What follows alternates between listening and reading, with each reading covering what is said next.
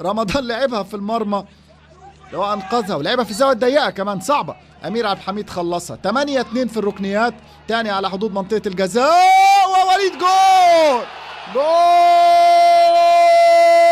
جول. الحاوي وليد يسجل من جديد بعد نزوله بثواني، ثواني ايه، لحظات لحظات. وليد سليمان كلمة سر الأهلي في هذه المباراة، يصنع هدف أولا لرمضان بانفراد، يضع انفراد منفردا، يضع رمضان منفردا بالمرمى وتضيع، فقرر انه يسجل بنفسه. خلاص يا رمضان مش عايز تسجل، عاجز عن التسجيل، خلاص عنك انت، انا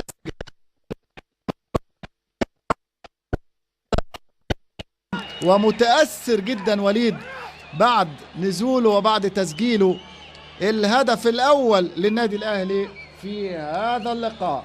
دقيقة 58 وليد سليمان يتلقى الكرة من على حدود منطقة الجزاء ويضع في الكرة. هي الحقيقة الكرة فيها غضب، فيها غل.